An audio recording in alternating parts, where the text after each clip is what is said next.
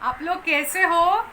आज जो मैं कहानी आप लोगों को सुनाने वाली हूँ वो जातक कथा में से है।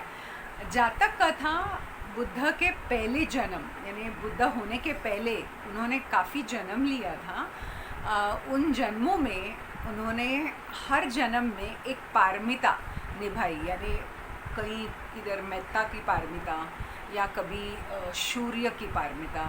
हर पारमिता में एक उन्होंने कर्ण डाला उसका। तो हर जन्म में उनको वो सब पारमिताएं पूरी करनी थी और हमें बहुत कुछ सीखने मिलता है जातक कथा में से, क्योंकि हर जन्म में बुद्ध ने कुछ ना कुछ उसमें से हमको सीख छोड़ी है। ऐसे विद्वानों का कहना है कि 547 जातक कथाएं हैं जो हमको मिली है और हमें बहुत सीखने मिलता है। तो इस जन्म में बुद्ध ने एक हरण का रूप लिया था और उनका नाम था निग्रोध राजा। राजा थे वो 500 हिरण का और बहुत ज़्यादा खूबसूरत थे वो। उनकी आँखें जो थे वो बहुत बड़े थे, जैसे प्याला रहता है वैसे सोने का प्याला, और उनके जो सिंग थे वो पूरे चांदी के तरह बहुत ये हो रहा था, और उनका शरीर जो था पूरा इतना ज़्यादा चमकता था तो लोग जब देखते थे तो वहीं स्तंभित हो जाते थे, आश्चर्यचकित हो जाते थे। तो वहाँ के जो राजा थे, बनारस के राजा थे, उनको किसी विद्वान ने कहा था कि आपको हिरण का ही मांस खाना चाहिए ताकि आप बहुत साल जिंदा रहे। तब उन्होंने सोचा कि मैं अपने लोगों को बोलकर हरिण का शिकार करवाऊंगा। तो ऐसे ही एक हरिण का शिकार करने के लिए वो एक जंगल में गए। वहाँ पे राजा को खुद निग्रोध राजा दिखा और वो वहीं रुक गए, उसको देखते ही रह गए। निग्रोध राजा ने भी उस राजा को देखा और फिर बातचीत ऐसे हुई कि राजा ने कहा कि मुझे हरिण का शिकार करना है, लेकिन मैं आपको देखकर इतना चकित हो चुका हूँ कि आपको मैं नहीं मार सकता। आपको मैंने पूरी तरह से मारने से कोई आपको नहीं हाथ उठाएगा, लेकिन आपके जो 500 के हरिण है उसमें से हर एक जन अपने हिसाब से आए और फिर उनका मैं मांस खाऊंगा। इससे ये होगा कि बहुत हरिण नहीं मारे जाएंगे जो शिकारी हैं, तो एक एक करके आएंगे तो उतने ही लोगों का मरण हो जाएगा।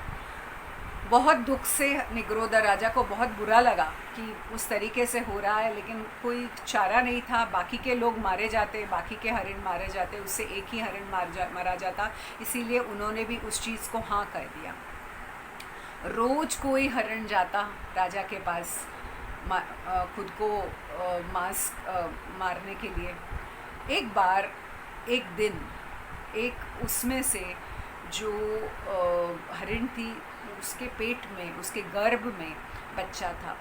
बहुत रोते हुए वो निग्रोध राजा के पास आई और उन्होंने वो माता ने कहा, वो हरिण ने ही कहा कि मैं तो मर जाऊं, लेकिन मेरे बच्चे को क्यों मार रहे हो, मेरे अंदर तो बच्चा है। तब निग्रोध राजा को बहुत आंखों से पानी आई और उन्होंने कहा आप नहीं जाओगे, मैं जाऊंगा आपके जगह पे। और वो जाते हैं शिकारी के सामने खुद को मरने के लिए। तब शिकारी को वो वादा याद आता है राजा ने कहा हुआ, तो निग्रोध राजा को लेकर जाते हैं राजा के पास। तो राजा उनको कहते हैं कि आप क्यों आए, आपको तो मैंने मारना तो पूरी तरह से नहीं बोला था किसी को। तब उन्होंने कहा कि एक बच्चा और माँ को मारने से अच्छा दो जान को जाने से अच्छा एक ही जान जाए। तब राजा को समझ में आया और उनका हृदय परिवर्तित हो गया। उन्होंने कहा नहीं मारूंगा बच्चे को और माँ को, और आपको भी नहीं मारूंगा, आप लौट जाओ।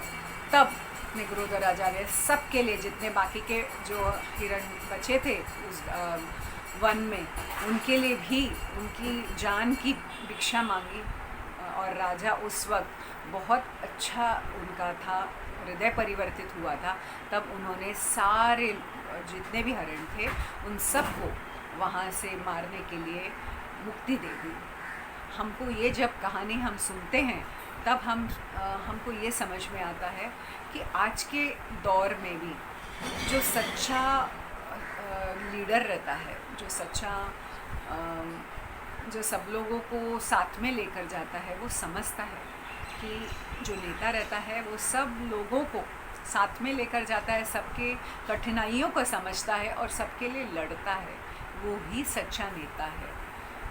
आप सब लोग का मंगल हो, सबका।